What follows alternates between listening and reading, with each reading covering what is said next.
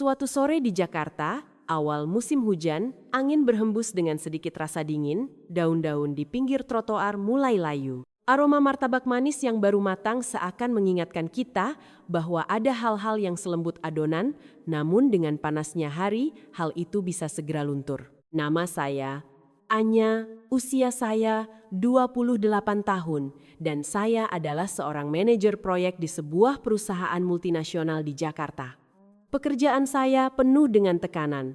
Segalanya harus selalu jelas. Tenggat waktu jelas, tanggung jawab jelas, batasan pun jelas. Ada yang bilang saya punya watak yang sangat kuat, bahwa seorang wanita seharusnya lebih lembut untuk menjaga kedamaian di rumah. Tetapi saya selalu percaya bahwa rasa hormat kepada orang yang lebih tua ada demi kesejahteraan bersama yang teratur, bukan untuk dijadikan alasan bagi orang lain menindas Anda. Kami tinggal di sebuah rumah sederhana di kawasan Tebet, dekat sekolah tempat saya belajar dulu. Ayah saya, Bapak Darmawan, adalah seorang pensiunan guru. Ibu saya, Ibu Rini, juga sama. Keduanya hidup sederhana. Mereka tidak kaya, tapi rumah selalu bersih dan rapi. Ayah selalu berpesan bahwa meski hidup sulit, seseorang tidak boleh merendahkan harga dirinya. Ibu saya, di sisi lain, jauh lebih manis. Beliau selalu mengingatkan saya bahwa kata-kata baik itu tidak memakan biaya. Itulah mengapa kita perlu berhati-hati dengan apa yang kita ucapkan. Berkat didikan beliau, saya tumbuh dengan disiplin, namun tetap peka terhadap perasaan. Saya tahu cara menghormati, tapi saya juga tahu cara melindungi diri sendiri, karena dia yang tidak pernah membiarkan dirinya hanyut, tidak akan pernah tersandung. Saya sudah bersama Arya selama 2 tahun. Dia seorang pemrogram yang tenang dan damai, tipe pria yang ketika benar-benar mencintaimu, ia menunjukkannya dengan tindakan, bukan sekadar kata-kata. Saya ingat pertama kali kami bertemu di sebuah acara makan malam bersama teman-teman. Saat itu saya sedang bepergian dan lupa membawa payung. Dia tidak banyak bicara. Dia hanya berdiri di samping saya dan memayungi saya saat kami melewati genangan air. Saat itu, saya berpikir, orang ini baik. Terkadang kebaikan bukan pada kata-kata, melainkan pada gerak-gerik kecil dalam kehidupan sehari-hari. Cinta antara Arya dan saya tidak seperti di film-film yang penuh dengan simbol hati dan swafoto. Kami adalah 2 orang sibuk yang biasanya hanya bertemu di malam hari atau pada hari Sabtu dan Minggu. Aku sangat menyukai soto Betawi. Dia lebih suka nasi goreng. Terkadang, saat kami sedang malas, kami akan membeli sate taichan di kedai pojok jalan, lalu duduk mengobrol sementara uap panas dari makanan mengepul. Saya masih percaya bahwa selama 2 orang saling mengerti, semuanya akan baik-baik saja. Sampai suatu malam, seminggu sebelum pertunangan kami, saat saya masih menyusun rencana untuk proyek baru, Arya mengirim pesan. Sayang, ini sudah hari Jumat. Keluargaku bisa mengunjungi keluargamu hari Minggu nanti di sebuah restoran untuk acara pertunangan kecil kita. Oh sayangku, aku membacanya dan merasa sangat bahagia. Kami sudah membicarakan hal ini sejak lama. Kami hanya berharap kedua keluarga bisa setuju. Aku segera meneleponnya. Suaranya terdengar agak gugup. Kamu sudah siap? Besok aku akan ke rumahmu untuk membelikan hadiah buat orang tuamu. Aku tertawa. Hal kecil apapun tidak masalah. Kami keluarga sederhana. Yang penting kedua belah pihak bahagia. Arya terdiam sejenak. Lalu dia berbisik seolah takut ada yang mendengar. Bicaralah yang manis saat mengobrol dengan ibuku nanti. Sayang, dia itu agak sedikit sulit dihadapi. Aku terhenti, sulit. Kata yang selalu dia gunakan setiap kali menyebut ibunya. Setiap kali aku bertanya apa maksudnya, dia selalu mengalihkan pembicaraan. Sulit dalam hal apa, Mas Arya? Ada yang harus aku tahu sebelum kita bertemu? Hening di ujung telepon, lalu terdengar tawa kecil. Tidak seburuk itu kok. Ibuku cuma suka khawatir duluan saja. Serahkan saja padaku. Aku menutup telepon dan tidak bisa menahan perasaan tidak enak. Pria yang selalu bilang, serahkan saja padaku. Terkadang itu membuatmu merasa dilindungi. Tapi terkadang kalimat serahkan padaku itu seperti tirai yang menyembunyikan hal-hal yang seharusnya dikatakan sejak awal. Ibu melihatku duduk termenung. Ada apa, nak? Aku menceritakannya singkat. Ibu meletakkan teh kamomilnya. Beliau bicara dengan lembut. Perhatikan baik-baik keluarga pemuda itu. Nak, pernikahan itu untuk seumur hidup. Jangan biarkan cinta membutakanmu. Ayah keluar dari kamar. Beliau mendengar percakapan itu dan hanya mengucapkan satu kalimat. Putriku tidak boleh diperlakukan buruk oleh siapapun. Aku tahu mereka khawatir, tapi aku tidak mau melebih-lebihkan sesuatu yang bahkan belum terjadi. Aku berpegang pada satu hal. Jika seseorang tidak menghormati martabatku, hakku untuk dihargai, aku tidak akan melanjutkannya. Sekali kamu bertahan, kamu akan menjadi 9 kali lebih kuat. Itu benar, tapi bertahan itu untuk hal yang benar, bukan untuk memaklumi apa yang salah. Keesokan harinya, Arya dan aku pergi membeli hadiah. Aku memilih sekotak kue lapis legit dan sekotak kopi luwak premium, sesuatu yang bermakna tapi bersahaja, sangat khas Nusantara, cukup dan tidak berlebihan. Arya membeli sekeranjang buah-buahan musim, aku tertawa. Yang penting, ini bukan kompetisi untuk pamer keluarga mana yang lebih kaya. Dia ikut tertawa, tapi ada sesuatu di matanya yang seolah menatap ke arah lain. Malam itu aku menerima telepon dari nomor tak dikenal. Aku menjawab, "Halo, ini Anya." Suara seorang wanita bicara dengan sangat tegas. Ini Ibu Ratna, ibunya Arya. Seketika aku merasa bulu kudukku berdiri. Iya, Ibu. Setelah itu, tanpa basa-basi, dia berkata, "Hari pertunangan nanti, berpakaianlah yang sederhana. Wanita yang akan menjadi menantu harus bisa menjaga sikap." Aku menjawab dengan sopan, "Baik, Ibu, saya juga tidak suka yang berlebihan." Ibu Ratna lanjut bicara sejenak lalu bertanya dengan nada santai seolah hanya ingin tahu, padahal sebenarnya dia sedang menyelidik. "Kamu manajer proyek kan? Wah, sepertinya gajimu besar ya." Aku terperangah sejenak. Dalam budaya kita, menanyakan gaji di telepon pertama bukanlah hal yang umum, sehalus apapun caranya. Tapi aku menahan diri dan menjawab dengan tenang. "Pekerjaan saya lancar, cukup untuk saya sendiri." Ibu Ratna tertawa kecil. "Baguslah. Seorang wanita harus tahu cara menabung, bukan cuma tahu cara mencari uang. Kalau tidak bisa menabung, hidup akan jadi rumit." Aku tidak langsung menjawab. Aku mendengarkannya. Setiap kata-katanya seperti detak jam di kepalaku. Panggilan berakhir dengan cepat. Sebelum berpamitan, dia mengisyaratkan akan bertemu hari Minggu nanti. Saat aku mematikan layar ponsel, aku merasa ada sesuatu yang mencelos di dalam hatiku. Panggilan singkat, tapi cukup untuk tahu bahwa hari pertunangan nanti bukan sekadar pertemuan dua keluarga. Itu adalah ujian, dan yang memberikan ujian itu bukanlah Arya, melainkan ibunya. Arya sedang di dapur apartemennya mencuci piring. Saat aku menceritakannya, dia cuma bilang, "Memang begitu sifat ibuku. Jangan diambil hati ya." Aku menatapnya. "Kamu tahu tidak apa maksud ibumu tadi?" Dia berhenti. Air terus mengalir. Busa sabun meluncur, dan dia berkata lirih, "Aku tidak tahu pastinya, tapi aku kan ada di sini." Tiba-tiba aku tertawa, tapi bukan tawa bahagia.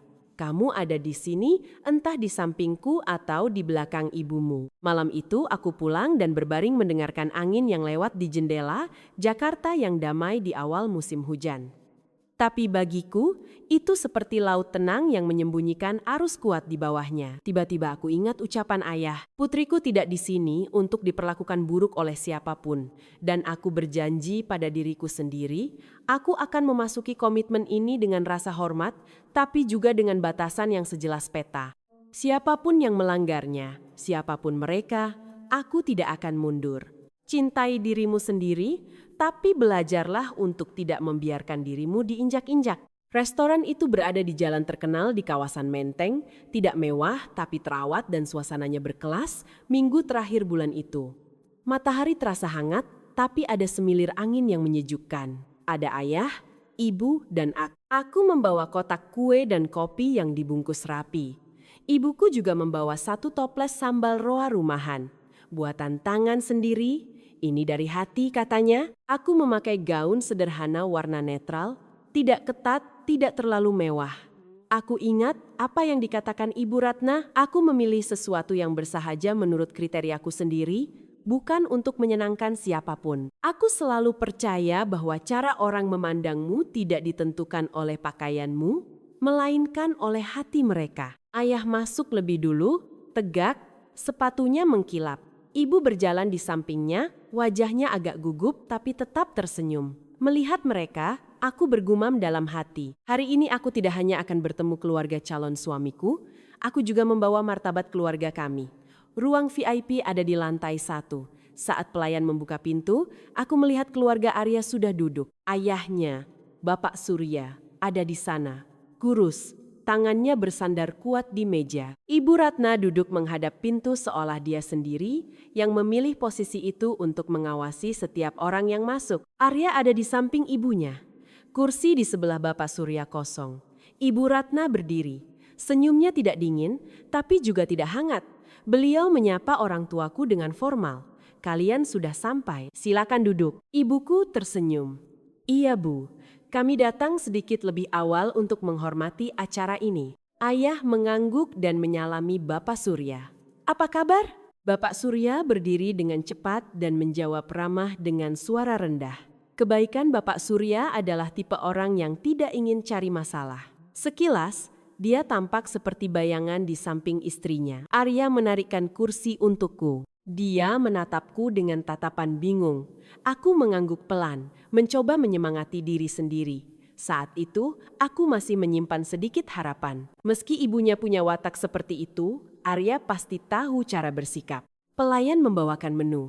Ibu Ratna segera mengambilnya, tanpa bertanya pada siapapun. Beliau mulai memesan seolah-olah beliau sedang memimpin jalannya acara. Memimpin rapat. Iga bakar, perkedel, ikan gurame bakar, dan gulai tunjang. Lalu dia menoleh ke orang tua saya, seolah memberi peringatan. Kalian makan semua ini? Ibu saya menjawab dengan lembut, kalau tentu saja semuanya enak. Ayah saya mengangguk. Saya sadar saat memesan tadi, Ibu Ratna sama sekali tidak bertanya apa yang saya atau Arya inginkan. Dia bicara sesuka hatinya sendiri. Hak kecil yang diabaikan itu menunjukkan sesuatu yang sangat besar. Dia punya kebiasaan mengatur segalanya. Saya ingat pepatah, senang di meja makan, senang dalam hidup. Ada keluarga yang mejanya jadi tempat berbagi. Ada juga keluarga yang mejanya jadi tempat unjuk kuasa. Ibu Ratna menoleh ke saya dan mulai bertanya dengan gaya polos. Tapi sebenarnya dia sedang menilai. Saya rasa kamu sibuk sekali ya dengan pekerjaanmu sebagai manajer proyek. Saya menjawab dengan sopan. Iya Bu, banyak pekerjaan tapi saya sudah terbiasa. Dia meminum airnya. Itu bagus. Wanita zaman sekarang memang ingin cari uang sendiri, tapi mereka juga punya keinginan pribadi yang sangat kuat. Mereka butuh bimbingan.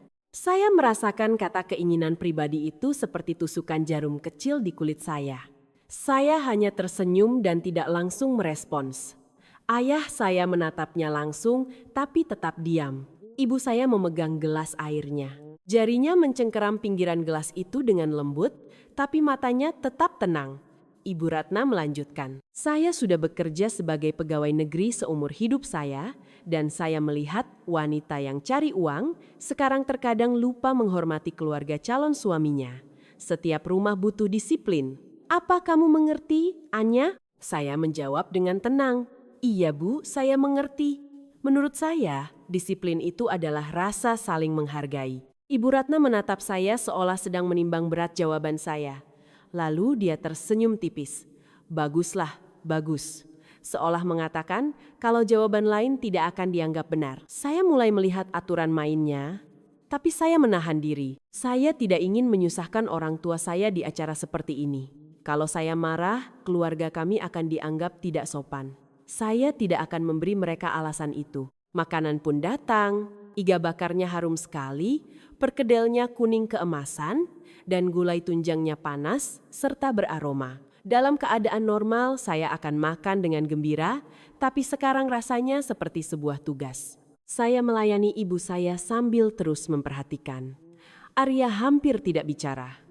Kadang dia tertawa bersama ibunya atau menjawab satu dua kata saat orang tua saya bertanya soal pekerjaan. Saya tanya dia, "Kamu ada proyek baru?" Arya lalu menatap ibunya dan cepat-cepat menjawab, "Iya, tapi nggak ada yang istimewa." Saya perhatikan, setiap kali Arya mau bicara lebih banyak, matanya akan melirik ke arah Ibu Ratna, seolah ada alarm di kepalanya yang mengingatkan dia agar jangan banyak bicara. Sementara itu, Bapak Surya mencoba mencairkan suasana. Dia bertanya pada ayah saya tentang tahun-tahunnya sebagai guru dan pada ibu saya tentang rumah kami di Tebet. Tapi setiap kali Bapak Surya ingin tertawa lepas, Ibu Ratna akan menyela dengan kata-kata yang mendinginkan suasana. Saat mereka membawakan puding karamel untuk pencuci mulut, pintu tiba-tiba terbuka.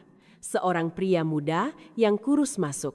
Dia memakai kemeja polo sederhana. Dia menyapa dengan sopan. "Halo semua, selamat siang." Orang tua saya sedikit terkejut, tapi mereka juga tersenyum dan menjawab. Ibu Ratna menatapnya dengan suara yang datar. Baru sampai sekarang, pemuda itu tersenyum tenang. "Maaf, tadi ada masalah mendesak di kantor." Saya langsung tahu itu Bayu, adiknya Arya. Bayu memilih duduk di sebelah Bapak Surya. Sebelum duduk, dia menatap saya dan mengangguk sedikit. "Anya, senang bertemu kamu." Itu menenangkan saya. Itu bukan jenis basa-basi untuk menjilat calon kakak ipar. Itu rasa hormat yang tulus. Bayu makan dengan tenang. Sesekali dia menawarkan hidangan ke Bapak Surya. Dia menanyakan pertanyaan sederhana dan berbobot kepada orang tua saya. "Saya dengar ayah Anda mengajar seumur hidup beliau." Saya sangat menghargai itu. Guru adalah tulang punggung masyarakat. Ayah saya bukan tipe orang yang mudah disanjung, tapi saat mendengarnya, beliau mengangguk. Pekerjaan itu memang melelahkan, tapi selama hidup jujur, itu sudah cukup. Bayu tersenyum dan berkata lirih, "Iya." Kalimat yang sepertinya tidak berarti, tapi saya melihat ibu saya sedikit lebih rileks. Beliau paham maksud Bayu. Dia sedang mencoba mengarahkan percakapan ke topik yang lebih aman. Rasa hormat, guru, hidup teratur. Hal-hal yang jika dikritik akan membuat si pengkritik terlihat buruk. Ibu Ratna tetap duduk di depan, tanpa berkomentar, dia hanya meminum kopinya dan meletakkannya kembali. Bahkan caranya, menaruh cangkir pun ada aturannya sendiri. Pelan, tapi tegas, seolah sedang memberi tanda titik di akhir kalimat. Saya perhatikan Ibu Ratna menatap Bayu beberapa kali. Tatapan dari seseorang yang bicara tanpa izin lebih dulu. Bayu tahu itu, tapi dia terus bicara. Memilih kata-katanya dengan hati-hati, tanpa membantah secara langsung. Saat teh panas datang, Bayu cepat-cepat bangun dan meminta izin untuk melayani. "Biar saya saja." Dia melayani orang tua saya dulu, lalu Bapak Surya dan Ibu Ratna, dan terakhir Arya. Urutan itu seperti pengingat halus bahwa hari ini tamunya adalah keluarga pengantin wanita dan mereka harus dihormati. Arya melihat apa yang dilakukan adiknya. Wajahnya sedikit melunak. Saya tahu perasaan itu. Di rumah di mana kamu selalu terpaku pada wajah orang yang sama, cukup ada seseorang yang berdiri di sampingmu saja rasanya sudah bisa bernapas sedikit lebih lega. Setelah menyajikan minuman, Bayu duduk lagi. Dia tidak mendominasi percakapan. Dia menanyakan pertanyaan umum untuk memberi saya ruang bernapas di tengah suasana yang makin tegang. "Anya, di pekerjaan manajer proyekmu pasti banyak situasi sulit, kan?" Jawabannya, "Ada beberapa Mas Bayu, tapi saya sudah biasa. Kalau ada masalah, ya saya selesaikan." Bayu mengangguk. Awal itu yang paling penting. Tanpa itu, semuanya mudah hancur. Saya mendengar kata hancur dan rasanya seolah dia membela saya tanpa berterus terang, tapi dia tidak menatap saya terlalu lama. Dia menoleh ke Ibu Ratna sesaat lalu menunduk menatap cangkirnya. Caranya menghindari kontak mata langsung membuat saya paham bahwa Bayu ingin mendukung apa yang benar, tapi dia juga tahu batasan keamanannya di rumah. Kalau dukungannya ke saya terlalu jelas, itu bisa membuat ibunya dipermalukan di meja makan. Saat semua orang sudah selesai minum, Ibu Ratna meletakkan cangkirnya dengan hati-hati Tapi suara cangkir yang membentur piring kecil itu terdengar seperti hantaman palu. Dia menatap orang tua saya dulu, lalu perlahan menatap langsung ke saya. Suaranya jelas, tanpa basa-basi. Saya tahu ini adalah agenda yang sebenarnya. Saya menegakkan punggung, menaruh tangan di paha untuk menyembunyikan rasa dingin di telapak tangan saya. Kata-kata ibu saya tiba-tiba terngiang di pikiran. Orang pintar belajar setiap hari. Saya takut apa yang saya pelajari hari ini akan merugikan saya. Arya duduk di samping saya, bahunya sedikit lunglai. Bayu diam, tapi tetap memperhatikan. Uap dari minuman panas masih ada, dan saya sadar itu bukan cuma dari air panas, tapi dari badai yang akan pecah di tengah pertunangan ini. Saat pintu ruang VIP itu tertutup, kebisingan dari luar berhenti. Sebelum saya sempat berpikir apa yang akan terjadi selanjutnya, saya mengingat kembali apa yang ibu saya ajarkan. Air yang tenang bisa memadamkan api. Tapi saya juga tahu ada beberapa api yang tidak bisa dipadamkan dengan air tenang. Ibu Ratna meletakkan cangkirnya dan mulai bicara dengan kejelasan yang membekukan suasana. Sekarang karena kita semua sudah bertemu dan makan enak, saya akan katakan apa yang ingin saya katakan supaya tidak ada konflik nanti. Hanya satu kalimat, tapi rasanya punggung saya jadi sedingin es. Ucapan Ibu Ratna bukan sekadar komentar, itu seperti menetapkan hukum. Ayah saya tetap duduk tegak tanpa ada tanda-tanda terganggu. Ibu saya sedikit menundukkan pandangan, kedua tangannya mencengkeram pinggiran serbet, tapi matanya tetap tenang. Bapak Surya menatap istrinya, lalu menatap ayah saya, seolah mencari cara untuk minta maaf atas nama semuanya.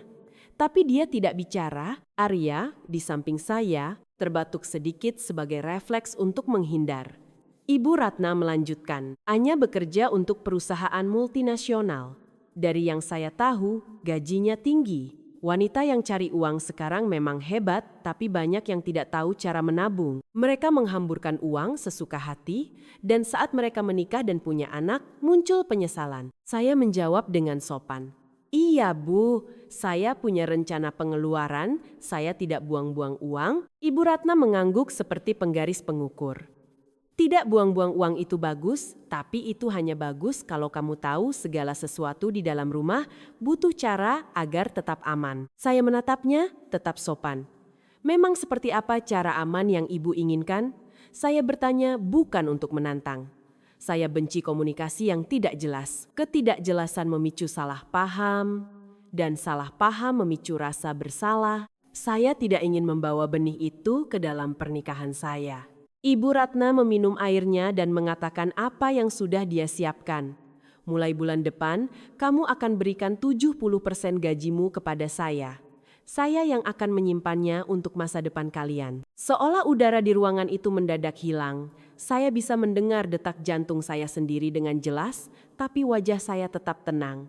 Ibu saya mengembuskan napas pelan, sangat halus sampai tidak ada yang sadar. Kecuali saya. Dan saya tahu beliau sedang menahan diri, ekspresi ayah saya tidak berubah, tapi tangannya di paha mengepal kuat. Ibu Ratna melanjutkan, seolah tidak ada yang aneh. Hal itu terjadi.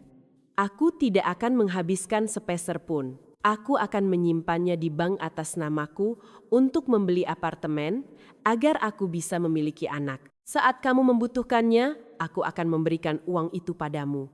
Apa yang ada di tangan pengantin baru itu cepat sekali habisnya. Hari ini mereka beli ini, besok beli itu, dan akhirnya tidak ada yang tersisa. Tiba-tiba aku merasakan sesuatu yang perih saat dia menyebut namaku, seolah dia yang paling peduli pada masa depan. Tapi nama itu bukan milikku atau Arya. Itu seperti pintu yang terkunci dari luar. Aku berkata dengan lembut, aku menghargai perhatian ibu terhadap masa depan kami, tetapi aku percaya bahwa masalah keuangan pasangan harus didiskusikan oleh mereka berdua. Ibu Ratna membenturkan cangkirnya ke tatakan. Bunyinya terdengar sangat nyaring, setajam titah hukum yang agung. Dia menatapku tajam, tapi tetap menjaga penampilan yang sopan. Belum juga masuk ke rumah ini, kamu sudah pandai bicara untuk dirimu sendiri. Tapi aku beritahu kamu, rumah kami punya kedisiplinan. Dan siapapun yang akan menjadi menantu kami harus mengikuti disiplin itu. Di sampingku, Arya menundukkan kepalanya.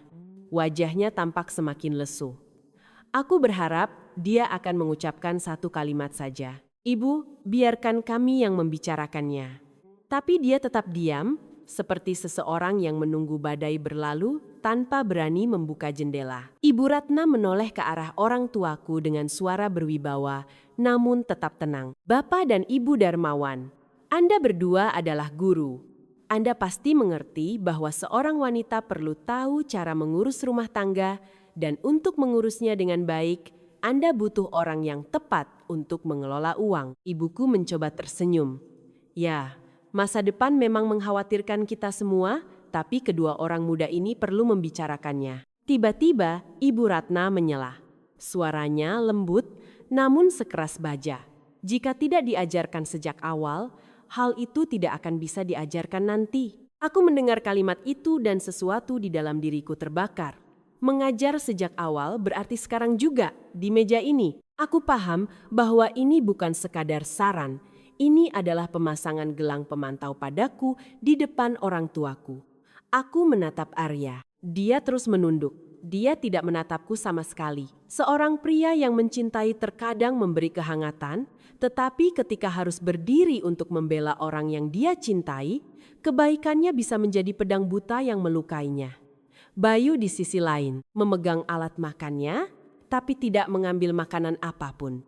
Aku melihat bagaimana dia menatap ibunya dan kemudian menatapku. Dengan mata yang penuh perhitungan, Ibu Ratna berbicara lagi dengan lebih rinci. Spesifiknya, gajimu sekitar 50 juta rupiah kan? 35 juta rupiah berarti cukup untuk masa depan. Kamu masih punya sisa yang cukup untuk pengeluaran pribadi. Seorang wanita yang bekerja dan berpakaian bagus tidak perlu membuang-buang uang. Uang besar. Biarkan aku yang menyimpannya dengan aman. Aku hampir tertawa saat mendengarnya berkata, cukup untuk pengeluaran pribadi, seolah dia akan memberiku uang jajan seperti anak kecil. Tapi aku menahan diri dan menjawab perlahan. Perhitungannya jelas, tapi aku ingin mengatakan dengan tulus bahwa aku tidak terbiasa dengan gaya pengelolaan di mana semuanya diserahkan kepada orang lain. Ibu Ratna menyela. Maksudmu kamu tidak percaya padaku? Aku menatapnya langsung. Bukan itu maksud saya. Pernikahan butuh rasa hormat. Rasa hormat berarti membiarkan pasangan bertanggung jawab atas uang mereka sendiri. Sekali lagi, Ibu Ratna membenturkan cangkirnya. Kemudian ayahku berbicara, suaranya berat, agak serak, namun tegas. Ibu, putri saya bekerja dan dia orang yang bertanggung jawab. Jika dua orang muda perlu merencanakan rumah dan keluarga mereka mampu mendiskusikannya sendiri. Kami orang dewasa bisa memberi saran jika diminta, tetapi memaksakan kehendak itu tidak tepat. Ibu Ratna menatapnya tanpa senyum. Jadi Anda bilang saya memaksakan kehendak. Saya hanya menyatakan prinsip. Rumah kami tidak terbiasa dengan semua orang berbuat sesuka hati. Saat kamu datang ke rumah kami, kamu akan mengikuti aturannya. Ayahku duduk tegak. Awal dari segala kehidupan membutuhkan keadilan, dan keadilan haruslah merata. Aku melihat Ibu Ratna sedikit mencondongkan tubuh ke depan, suaranya sedingin janji kematian. Baiklah, agar tidak membuang waktu lagi. Jika kamu setuju, kita bicara soal tanggal pernikahan. Jika tidak, maka cukup sampai di sini. Mari kita perjelas. Kata-kata cukup sampai di sini jatuh di atas meja seperti palu besar. Ibuku menjadi pucat, matanya langsung memerah. Aku mendengarnya menarik napas dalam-dalam, mencoba menelan air matanya. Bapak Surya menjadi gelisah. Bibirnya bergerak, tapi dia tetap diam. Arya gemetar, mengepalkan tinjunya di bawah meja, tapi juga tidak bicara. Tiba-tiba, aku menyadari bahwa ultimatum itu ditujukan untukku, tapi juga untuk Arya. Ibu Ratna sedang menunjukkan kekuasaannya di depan semua orang. Sekarang Bayu bergerak sedikit dan berbicara dengan sangat lembut, namun terdengar jelas. Ibu, soal uang itu, sebaiknya Mas Arya dan Anya membicarakannya dulu. Ibu Ratna berbalik ke arahnya seperti mata pisau. Satu kata, Bayu. Bayu langsung terdiam. Dia menundukkan pandangannya, tapi aku melihat telinganya memerah karena marah. Dia sudah mencoba, tapi mereka tidak mengizinkannya. Aku duduk diam selama beberapa detik. Dalam pikiranku, ini bukan lagi soal 35 juta rupiah itu. Ini soal harga diriku di timbangan seseorang yang ingin memasangkan kerah di leherku di depan orang tuaku. Aku bisa merasakan dengan jelas bahwa ayahku sedang menahan diri. Ibuku juga sedang menahan diri. Aku mengerti bahwa jika aku bicara sembarangan, meja ini akan menjadi tempat di mana orang tuaku dipermalukan. Aku menarik napas dalam. Aku menatap Ibu Ratna, lalu ke orang tuaku, lalu ke Arya. Dia tetap menunduk seperti orang yang menungguku menyerah agar dia tidak perlu memilih. Keheningan itu terasa lebih menyakitkan daripada ultimatum tadi. Aku meletakkan cangkir kopi. Tanganku tidak gemetar. Dengan suara tenang namun jelas. Ibu, saya sudah mendengar apa yang Anda katakan.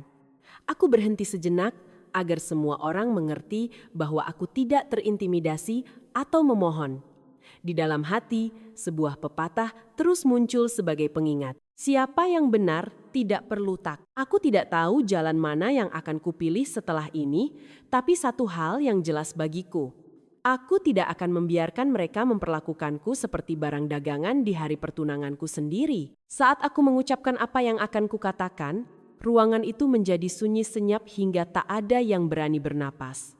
Seolah menyentuh satu alat makan saja akan menghancurkan segalanya. Ibu Ratna duduk tegak tanpa melepaskan pandangannya dariku, seolah dia sedang menatap sesuatu yang sedang menunggu harganya ditentukan. Mata ibuku memerah karena air mata, namun tetap tenang. Ayahku mendongakkan kepalanya, meski urat-urat di tangannya tampak tegang. Ibu Ratna kembali mencondongkan tubuh sedikit ke depan. Pikirkan baik-baik, aku hanya akan mengatakannya sekali. Jika kamu setuju, sempurna. Jika tidak, cukup sampai di sini. Ucapan cukup sampai di sininya terdengar lembut, namun itu adalah jerat yang siap menghujam. Aku menatapnya langsung, dengan suara yang tenang. Ibu, saya ingin menjawab Anda. Aku menatap orang tuaku terlebih dahulu, seolah meminta izin. Ayahku tidak bicara, dia hanya menatap. Katakan apa yang menurutmu benar. Ibuku mengangguk sedikit. Bibirnya gemetar. Aku menyentuh tangannya sebentar di bawah meja. Aku melepaskannya sedetik kemudian. Bukan agar ibuku bergantung padaku, tapi agar dia tahu bahwa dia tidak sendirian. Aku menatap Ibu Ratna lagi. Aku tersenyum tenang. Ibu, saya mengerti kekhawatiran Anda terhadap masa depan kami. Saya menghormati kasih sayang itu. Aku melihat sudut mulut Ibu Ratna sedikit bergetar. Kupikir dia akan luluh. Tipe orang yang terbiasa memegang kendali biasanya tahu apa yang akan dilakukan orang lain saat ditekan. Entah orang itu melawan atau ketakutan. Dia tidak menyangka seseorang akan memilih jalan ketiga. Untuk sesaat Arya mengangkat kepalanya sedikit seolah wajahnya menjadi cerah, percaya bahwa semuanya akan baik-baik saja. Aku menatapnya. Hatiku terasa sedih. Seseorang yang belum menikah berharap pasangannya akan menyerah agar mereka tidak perlu memilih. Setelah aku menikah nanti, berapa lama komitmen itu akan bertahan? Aku melanjutkan setiap kata dengan jelas. Saya setuju dengan usulan Anda, tapi saya ingin mengajukan beberapa syarat agar adil bagi kedua belah pihak karena pernikahan adalah kesepakatan antara dua orang. Mata Ibu Ratna berkedip tiba-tiba. Suasana di ruangan itu menjadi tegang seolah-olah ditarik 1 sentimeter lagi. Aku tidak langsung menatap Ibu Ratna. Aku menatap Arya. Itulah saat di mana aku ingin dia mengerti. Aku tidak bicara untuk mengalahkan ibunya. Aku bicara untuk menguji apakah perannya sebagai seseorang yang akan menjadi suamiku itu cukup kuat. Tapi Arya dengan cepat menundukkan kepalanya seperti orang yang melarikan diri dari cahaya. Aku menatap Ibu Ratna. Pertama, jika saya memberikan gaji saya kepada Arya untuk disimpan dengan aman, dia juga harus memberikan persentase yang sama dari gajinya kepada orang tua saya untuk disimpan dengan aman. Orang tua saya adalah guru, mereka tahu cara mengelola keuangan dengan baik. Kedua keluarga sama-sama bertanggung jawab menjaga aset tersebut. Hanya dengan cara inilah baru bisa dianggap adil. Setelah aku mengatakan itu, ayahku sedikit mengernyit tapi tidak protes. Mata ibuku terbelalak kaget. Bapak Surya menatap meja seperti seseorang yang baru saja mendengar sesuatu yang tidak dia duga akan didengar di depan istrinya. Arya menjadi pucat dan wajah Ibu Ratna berubah dari penuh kemenangan menjadi kebingungan seketika, seperti seseorang yang sedang memegang anak tangga dan tiba-tiba ujungnya ditarik paksa. Apa maksudmu? Apa kamu membandingkan orang tuamu dengan kami? Aku melanjutkan dengan suara lembut. Sama sekali tidak. Anda bilang itu untuk simpanan, untuk dijaga. Jika tujuannya untuk diamankan, siapapun bisa menyimpannya asalkan semuanya jelas. Jika hanya saya yang memberi dan Arya tidak, saya takut orang-orang akan berpikir bahwa ibu sedang mengendalikan saya. Aku melontarkan kalimat, saya takut orang-orang akan berpikir dengan tenang, namun penuh penekanan. Bagi seseorang yang sangat menghargai kehormatan seperti Ibu Ratna, apa yang dipikirkan orang terkadang merupakan ancaman yang paling tajam. Ibu Ratna mengatupkan bibirnya rapat-rapat. Aku tahu dia sedang menelan amarahnya.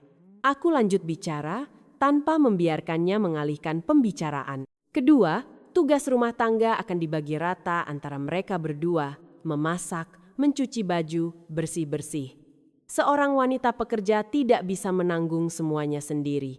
Dua orang harus bekerja keras secara adil agar pernikahan bisa bertahan. Saat ini, Arya bergeser sedikit, seolah-olah ingin mengatakan bahwa dia bisa melakukan itu. Tapi aku tidak butuh janji di saat terdesak. Aku butuh pembuktian nyata nanti. Aku menatap langsung ke arah Ibu Ratna dan menyatakan syarat ketiga dengan jelas. Ketiga, kami yang akan memutuskan dan bertanggung jawab atas keputusan besar keluarga kami sendiri, seperti membeli apartemen, mobil, rencana keluarga, dan pekerjaan. Orang tua dari kedua belah pihak boleh memberi saran jika kami memintanya. Tapi jika kami tidak meminta, tolong hargai keputusan kami. Meski kalimat terakhir terdengar sopan, semua orang paham bahwa itu adalah sebuah batasan. Ibu Ratna tertawa kecil, tapi itu bukan tawa bahagia. Kamu pintar bicara ya, tapi kamu tetap tidak punya hak apa-apa di rumah kami. Belum juga bergabung, kamu sudah berani memberi syarat. Aku langsung menjawab, memang benar saya belum punya peran. Itulah sebabnya semuanya harus jelas dari awal supaya tidak ada konflik saat semuanya berjalan nanti. Yang paling aku khawatirkan adalah hal-hal yang tidak jelas. Bayu bergerak sedikit. Aku melihat dia ingin bicara, tapi Ibu Ratna meliriknya dengan tajam dan itu seperti paku yang menahannya. Bayu langsung terdiam, mengepalkan tangannya lalu melepaskannya lagi. Dia tidak bisa membantu dengan kata-kata, tapi aku mengerti dukungannya dalam diam yang dipaksakan itu. Bapak Surya terbatuk pelan. Mari kita bicara baik-baik.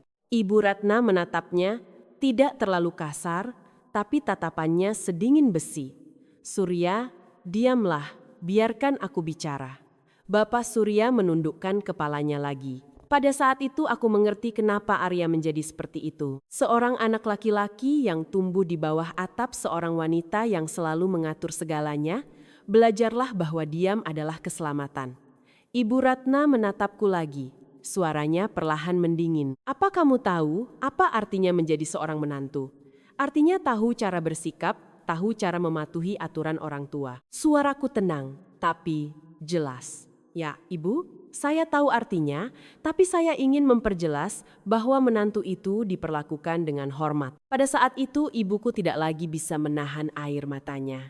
Ayahku meletakkan tangannya dengan lembut di bahu ibuku, tapi cukup lembut agar ibuku tidak berkata kasar. Aku merasa tenggorokanku tercekat, tapi aku tetap menelannya. Aku tidak akan membiarkan diriku kalah saat ini. Ibu Ratna menatapku lama, lalu perlahan mengucapkan setiap kata. Baiklah, kamu memang pintar.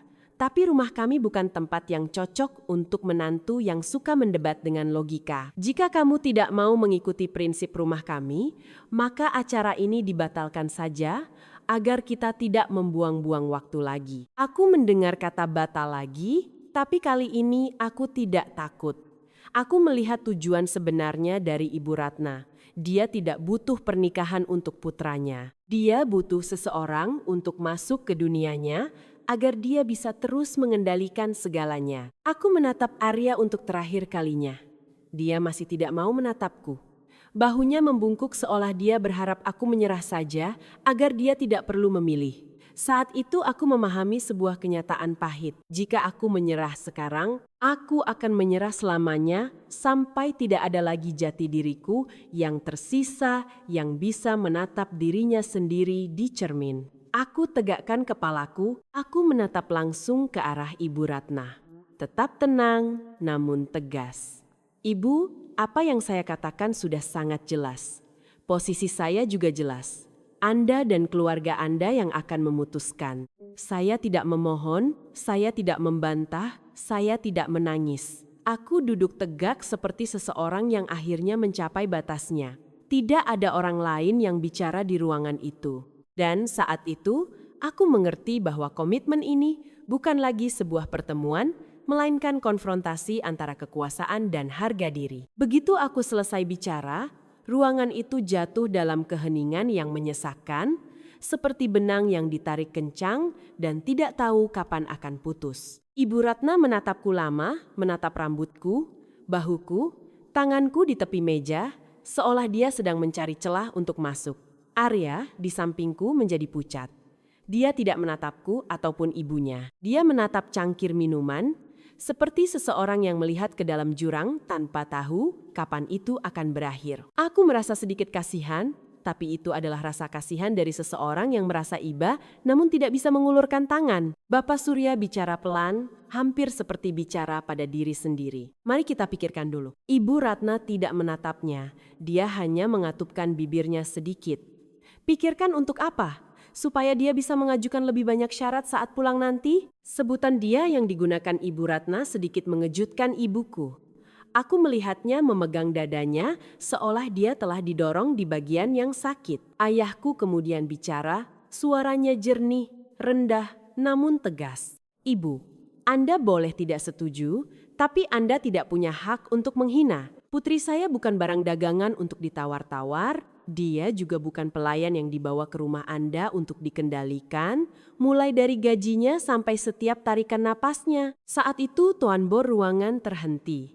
Kata barang dagangan dan kendali adalah tepat apa yang telah kupendam sejak awal. Dan dengan mengatakan ini, ayah menegaskan bahwa ini adalah keputusan tentang penghormatan terhadap seseorang, bukan sebuah perkelahian. Bapak Surya menjadi khawatir. Sudahlah, tenang dulu. Mari kita bicara pelan-pelan. Tapi Ibu Ratna sudah mengambil tasnya dan berdiri dengan wajah memerah dan mata yang tajam. Tidak perlu bicara lagi. Semuanya batal. Untuk apa buat komitmen seperti ini? Dia berbalik dan berjalan menuju pintu. Arya segera berdiri seolah karena refleks. Ibu-ibu. Dan dia berlari mengejarnya, hampir menabrak meja. Aku duduk di sana, kaku, seolah ada sesuatu yang menekan jantungku, bukan karena takut pertunangan itu dibatalkan, tapi karena kenyataan yang jelas pada saat itu, ketika tiba saat paling penting untuk memilih, dia memilih ibunya. Dia meninggalkanku di sana di depan orang tuaku, di depan semua orang. Bayu juga berdiri, tapi sebelum dia melangkah, Ibu Ratna membentaknya kembali. Bayu, tetap di sana. Bayu berhenti, mengepalkan tinjunya di kedua sisi, menatap saudaranya, lalu menatap orang tuaku. Matanya dipenuhi rasa frustrasi dan ketidakberdayaan. Bayu menundukkan kepalanya dalam-dalam. Bapak, Ibu, Anya, saya minta maaf atas nama semuanya. Permintaan maaf yang sederhana, tapi aku mendengar kebaikan yang tersisa di tengah kehancuran itu. Pintu ruangan itu terbuka dan tertutup. Langkah kaki di luar perlahan menghilang. Di ruangan itu hanya kami yang tersisa bersama meja berisi makanan yang sudah tidak lagi panas. Namun hati kami semua sudah mendingin. Aku menjangkau untuk menenangkan ibuku. Aku merasakan bahunya gemetar. Ayahku berdiri di sana, mengambil napas dalam-dalam tanpa mengalihkan pandangannya dari pintu yang baru saja tertutup. Aku tidak menangis. Aku hanya merasa ada kekosongan di dalam, jenis kekosongan yang mengerikan karena tidak bersuara, seolah-olah angin sedang menyedotnya pergi. Tapi aku harus tetap berdiri tegak. Aku tidak ingat bagaimana aku keluar dari ruangan itu. Aku hanya ingat ketika kami keluar ke lorong, lampu kuning dari restoran tumpah ke lantai yang mengkilap, saking bersihnya sampai tidak terasa alami, saking bersihnya sampai terasa dingin. Pelanggan lain di luar masih tertawa, berfoto, mengatakan hal-hal yang menyenangkan, sementara aku merasa seolah-olah aku muncul di waktu yang salah bagi orang lain. Seseorang yang berjalan ke arah yang salah. Ayahku berjalan duluan, setiap langkahnya mantap, tidak terburu-buru, tanpa kegugupan, seperti seseorang yang berjalan dengan baik meski ada sesuatu yang membakar di dalam hatinya. Ibuku berjalan di sampingku, tangannya mencengkeram pegangan tasnya dengan erat, buku-buku jarinya memutih. Aku mendengarnya bernapas dengan tenang, menahan air mata yang tidak ingin dia keluarkan sebagai suara. Aku ingin memeluknya saat itu, tapi aku takut jika aku memeluknya dia akan hancur. Terkadang orang bertahan bukan karena mereka kuat, tapi karena mereka tidak mampu untuk terlihat lemah. Di lobi, staf resepsionis tersenyum dan bertanya, "Sudah mau pulang?" Aku mengangguk tanpa kata. Ayahku menjawab untukku, menjaga suaranya tetap sopan. "Ya, terima kasih," karyawan itu mengangguk. Aku tidak tahu apakah aku sedang berpamitan pada makanan atau pada sesuatu yang telah hancur. Di luar, udara malam terasa sejuk menyentuh kulit. Aku menyempirkan jaketku ke bahu ibuku. Dia menatapku dengan mata memerah. "Kamu kedinginan, Nak?" Pertanyaan ibuku memukulku dengan keras. Di tengah rasa sakit yang dia rasakan karena penghinaan terhadap putrinya, dia terus khawatir apakah aku kedinginan. Begitulah seorang ibu. Taksi pun tiba. Ayahku membukakan pintu untuk ibuku. Lalu dia duduk di depan. Aku duduk di belakangnya, di samping ibu. Saat mobil mulai melaju, aku menatap restoran itu untuk terakhir kalinya. Ada cermin yang memantulkan cahaya. Itu bersinar seperti jebakan. Aku tidak melihat Arya. Juga tidak ada tanda-tanda pria yang beberapa waktu lalu menarik kursi untukku dan berkata, "Aku di sini." Hanya keheningan.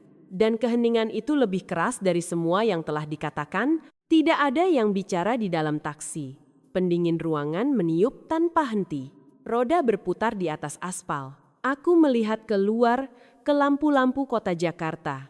Orang-orang yang sedang makan, berjalan-jalan, tertawa. Kota ini terus berjalan seolah tidak ada yang terjadi dalam sejarah kami. Setiap orang punya hidup mereka masing-masing. Itu benar. Tapi perasaan yang kumiliki adalah seolah-olah aku telah didorong turun dari perahu dan pantai sudah sangat jauh. Ibuku tidak bisa menahan dirinya lagi. Air matanya mengalir dalam diam. Hanya beberapa tetes, sunyi, langsung jatuh ke pipinya.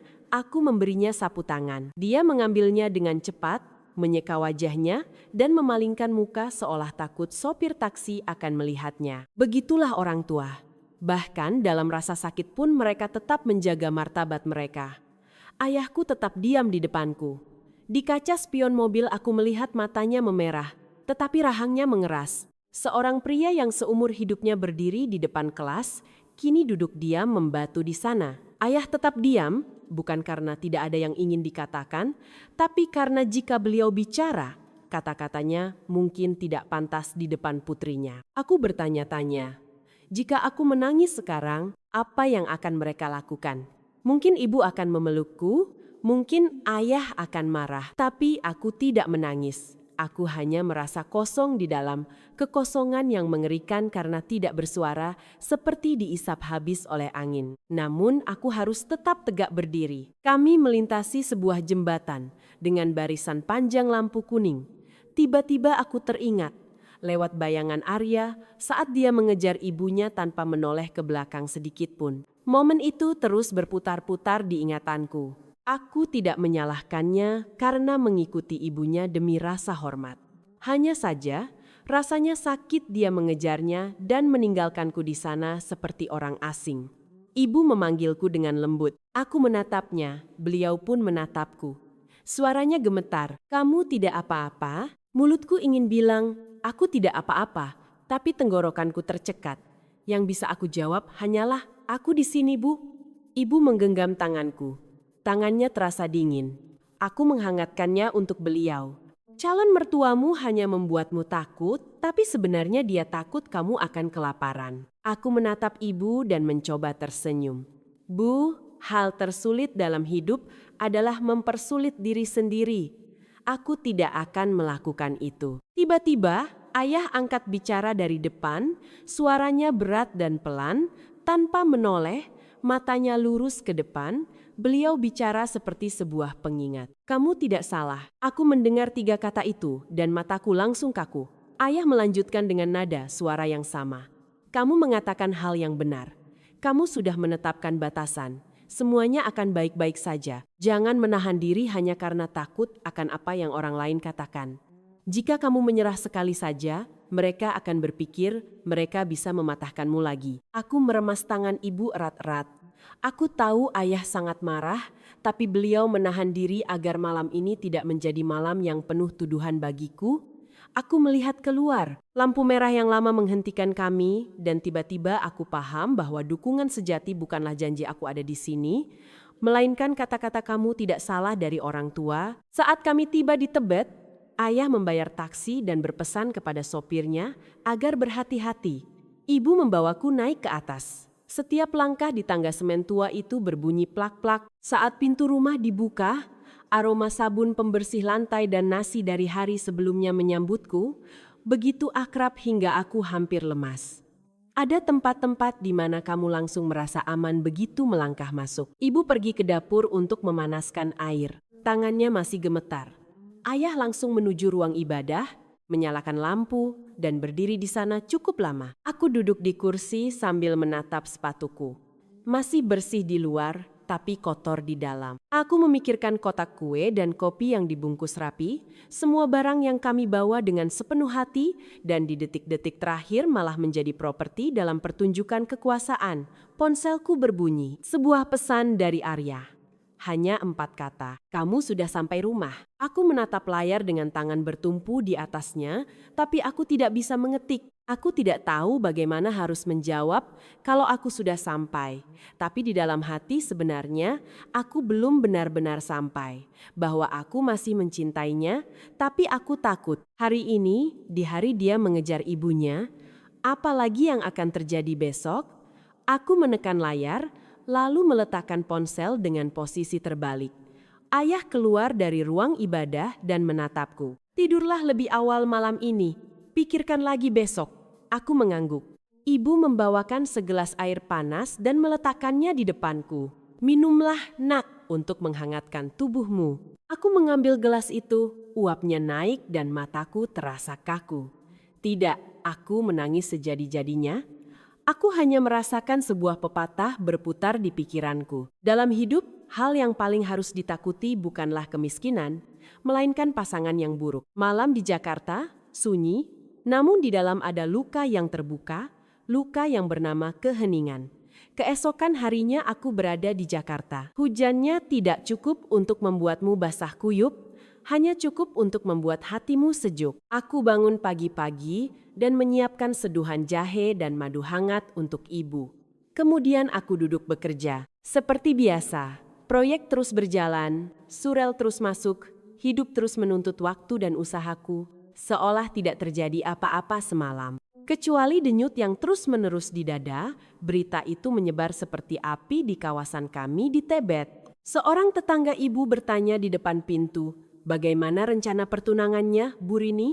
Kudengar ada sedikit masalah. Ibu tersenyum tipis untuk sekadar berbasa-basi, tapi saat masuk rumah beliau, duduk menatap sedih keluar jendela. Ayah tidak banyak bicara, beliau hanya mengingatkan satu hal. Jangan biarkan lidah orang lain mendikte tindakanmu. Aku paham bahwa ayah takut aku akan goyah karena gosip, karena dalam budaya kita ada hal-hal yang tidak tertulis di atas kertas, tapi sangat menyakitkan. Rasa malu, apa kata orang nanti? Arya sendiri menghilang, tidak ada telepon, tidak ada kunjungan, hanya satu pesan, kamu sudah sampai rumah. Lalu hening, aku tidak membalas. Bukan karena sombong, tapi karena aku takut jika aku membalas, aku akan secara sukarela kembali ke situasi yang sama. 8 hari berlalu. Arya menulis pesan kepadaku, biarkan aku menemuimu sebentar, tolong. Aku membaca pesan itu dengan tangan kaku di atas papan ketik. Sebagian dariku ingin langsung menolak untuk menghindari penderitaan lebih lanjut, tapi bagian lain ingin menghadapinya untuk melihat apakah dia masih pria yang aku percayai. Kami sepakat bertemu di sebuah kafe kecil di kawasan Senopati, tidak terlalu berisik, cukup tenang untuk bicara tanpa terdengar orang lain. Aku tiba 10 menit lebih awal. Sebelumnya, aku memesan kopi hitam panas. Aku tidak memesan teh. Itu mengingatkanku pada denting cangkir yang terdengar seperti palu di hari pertunangan itu. Arya datang. Kemejanya kusut, ada lingkaran hitam di bawah matanya. Dia duduk di hadapanku. Dia menatapku seperti seseorang yang berharap semuanya akan menghilang selamanya. Dia bicara duluan, suaranya serak. "Kamu baik-baik saja?" Sebuah jawaban singkat, "Sedang kerja." Dia mengangguk dan buru-buru melanjutkan seolah takut aku akan beranjak pergi. Ibuku darah tingginya kambuh selama berhari-hari, dia tidak bisa tidur. Dia bilang, "Kamu dan keluargamu telah membuatnya tercekik." Aku mendengar kata tercekik dan hatiku terasa membeku. Aku tidak memotong bicaranya.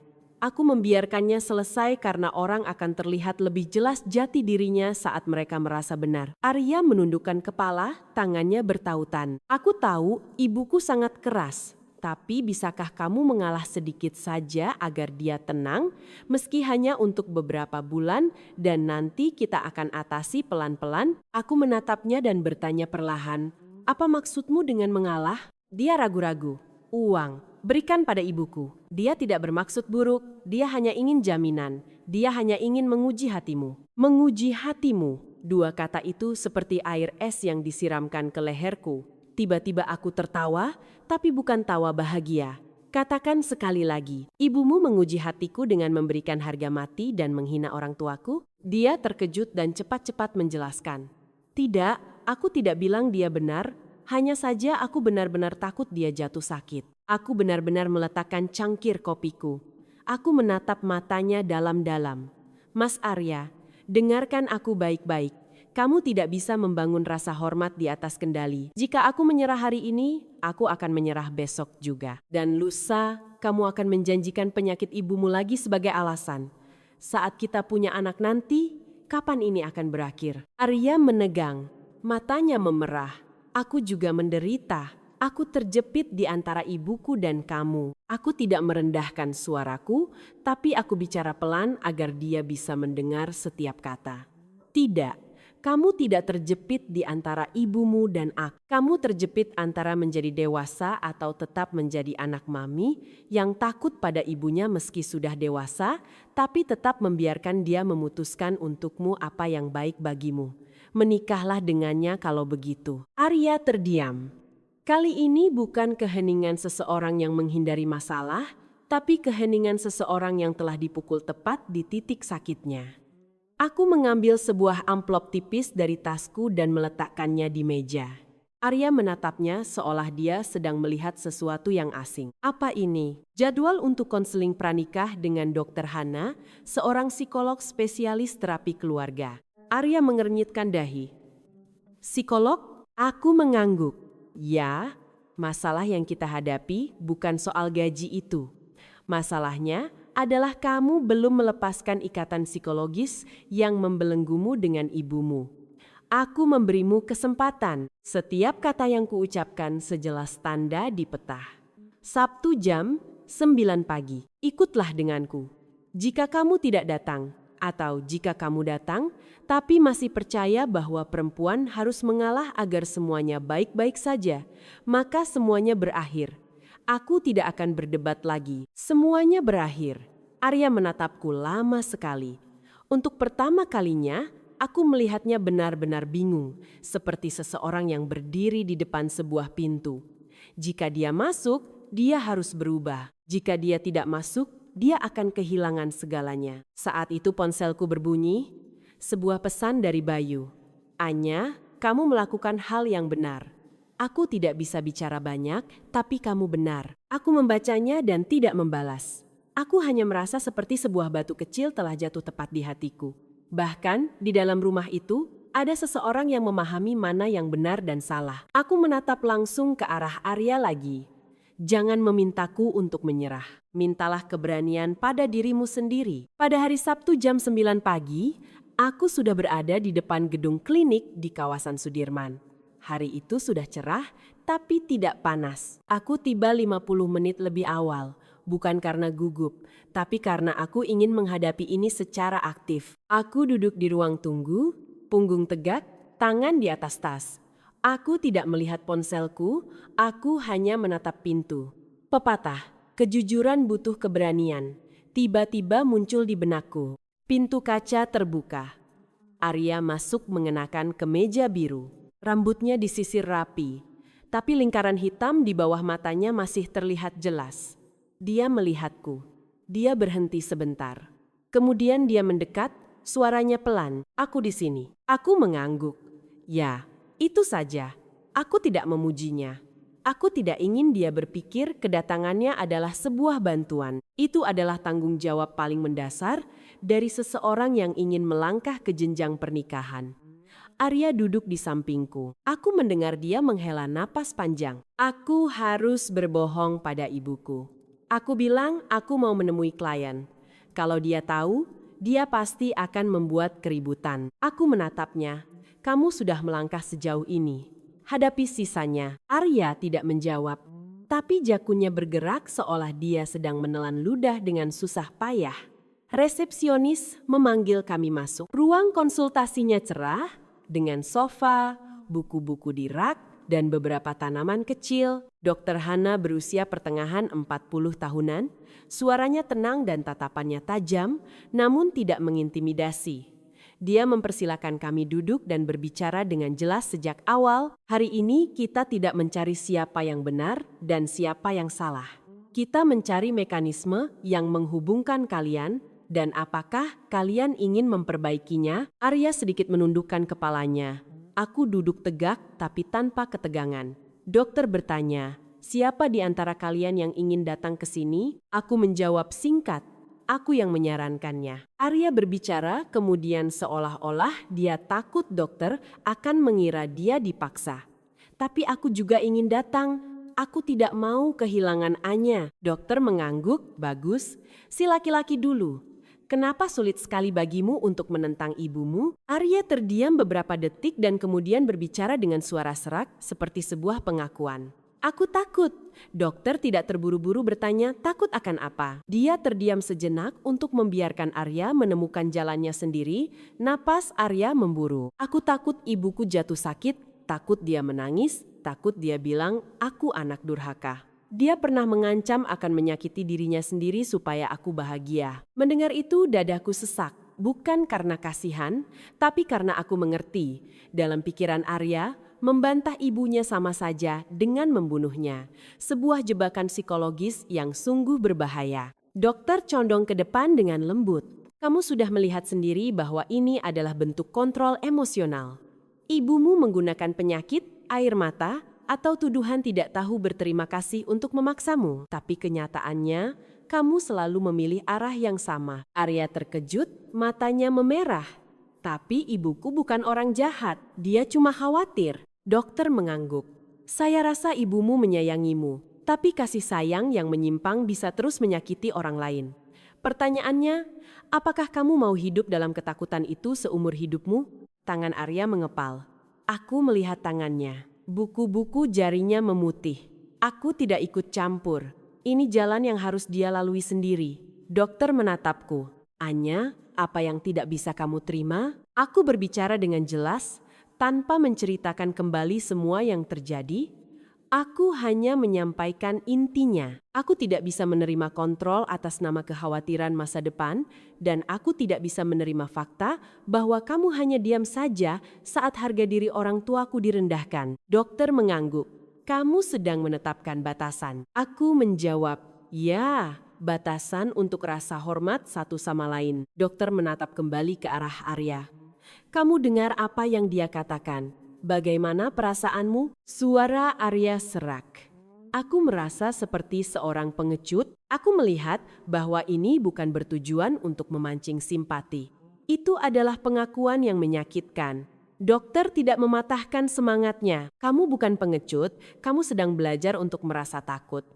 Tapi orang dewasa bisa belajar kembali. Kamu bisa menyayangi ibumu, kamu bahkan bisa setia padanya, tapi jangan biarkan dia mengontrol hidupmu. Menghormati orang tua tidak sama dengan kepatuhan tanpa syarat. Arya mengangkat kepalanya, matanya berkaca-kaca.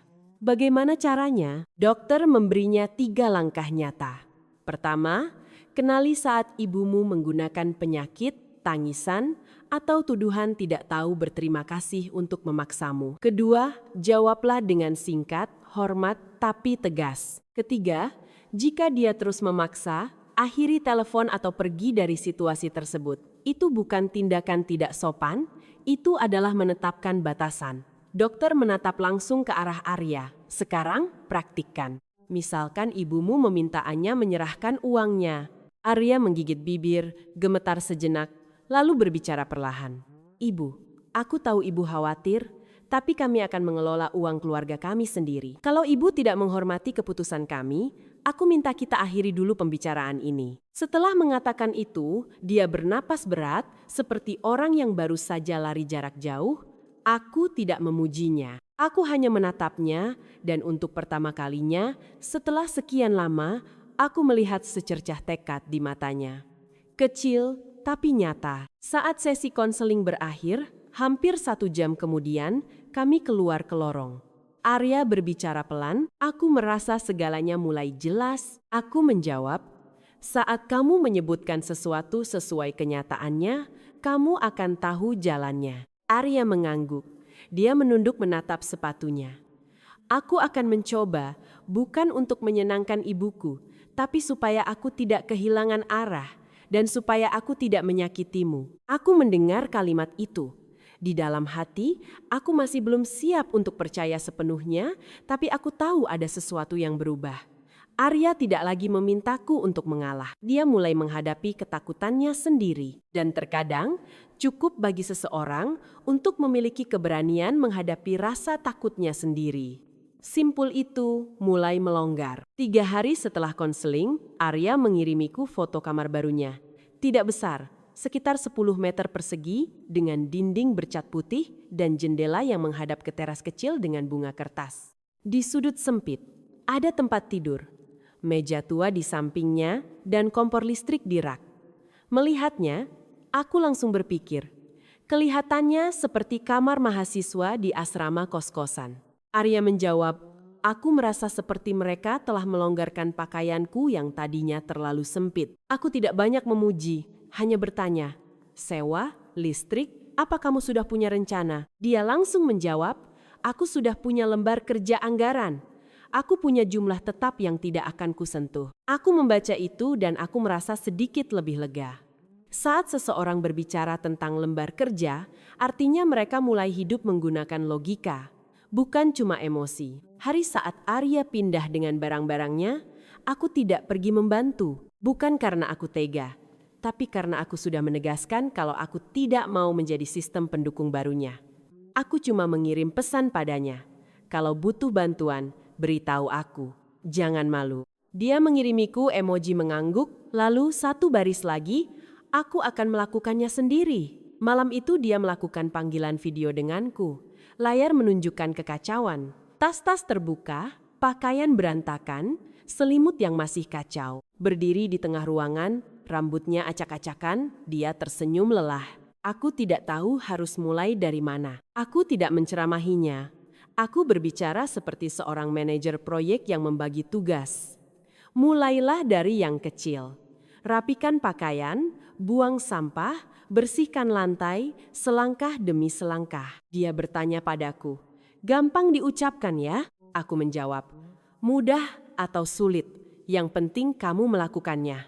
Dia tersenyum. Dia menutup telepon untuk benar-benar melakukannya. Sebuah tindakan kecil. Tapi bagi seseorang yang terbiasa disuruh-suruh, itu adalah pertama kalinya dia memutuskan untuk dirinya sendiri. Di hari-hari berikutnya, Arya mulai menghadapi kehidupan nyata. Pagi hari pergi bekerja, malam hari ke pasar, berdiri di depan rak bumbu seperti mahasiswa sebelum ujian yang tidak dia pahami. Apa bedanya garam biasa dan garam beriodium? Tanyanya. Dua-duanya asin, beli saja yang biasa. Jawab. Setiap jawaban yang kamu berikan seperti memotong pendek percakapan. Aku tertawa sendiri. Bahkan urusan garam pun dia harus belajar.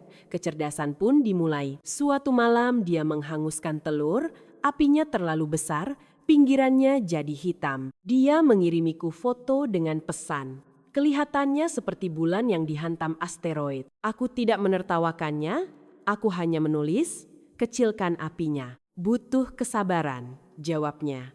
Aku sedang belajar bersabar dengan telur itu dan dengan diriku sendiri. Kalimat itu terdengar sedikit sedih, tapi benar. Bagian yang paling menyakitkan bukanlah urusan dapur, melainkan telepon. Pada hari keempat di kamar itu, ibunya Arya menelepon. Aku tidak mendengarnya langsung, tapi Arya menceritakan setiap detailnya, seolah dia perlu memastikan apakah tindakannya sudah benar. Saat ibunya menelepon pukul 8 malam, suaranya manis sekaligus berat di saat yang sama. "Kamu di mana? Kamu benar-benar sudah meninggalkan ibu?" Arya menarik napas dalam, mengingat pelajaran dari dokter. Singkat, hormat, tegas. "Ibu, aku pergi untuk mandiri. Aku masih ada untuk ibu. Aku ada untuk ibu, tapi aku juga perlu menjalani hidupku sendiri." Ibunya langsung menggunakan senjata favoritnya. "Tekanan darah ibu tinggi, ibu tidak bisa tidur. Apa kamu mau ibumu mati?" Saat menceritakan ini pada Arya, aku juga merasakan ketegangan saat dia berbicara seperti itu. Dia perlu mengalahkan dirinya sendiri dulu.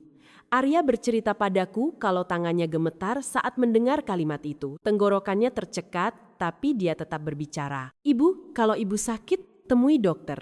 Aku akan kirim uang untuk obat. Aku akan antar kalau perlu. Tapi ibu tidak bisa menggunakan penyakit untuk menghentikanku." Ibunya menangis. Dia mengancam akan memutuskan hubungan, akan membuat masalah dengan kerabat. Arya bilang padaku kalau setiap saat dia ingin menyerah supaya rasa sakitnya berakhir, tapi dia teringat bayangan saudara perempuannya yang disakiti ibunya bertahun-tahun lalu. Dia teringat dirinya sendiri saat masih kecil ketika ibunya menyuruhnya diam. Dia mengucapkan satu kalimat untuk mengakhiri telepon. "Ibu, kalau sudah tenang kita bicara lagi. Aku pergi dulu." Dan dia menutup telepon. Setelah itu, dia duduk lama sekali, jantungnya berdebar kencang. Dia mengirimiku satu baris pesan. Aku berhasil melakukannya. Aku menjawab, "Ya, kalau kamu sudah bisa melakukannya sekali, kamu bisa melakukannya lagi." Aku tidak terlalu banyak memujinya. Aku tidak ingin dia terbiasa dipuji. Dia harus terbiasa dengan tanggung jawab. Satu hal yang aku sadari sejak Arya pergi adalah dia tidak lagi menggunakan ibunya sebagai alasan untuk memintaku mengalah. Dia tidak lagi menghubungiku untuk menyelamatkannya saat ibunya berulah. Sekarang dia melakukan sesuatu dulu baru memberitahuku. Perubahan besar. Sesi terapi Arya berjalan rutin. Dia membuat janji sendiri, berangkat sendiri. Suatu hari dia mengirim pesan padaku.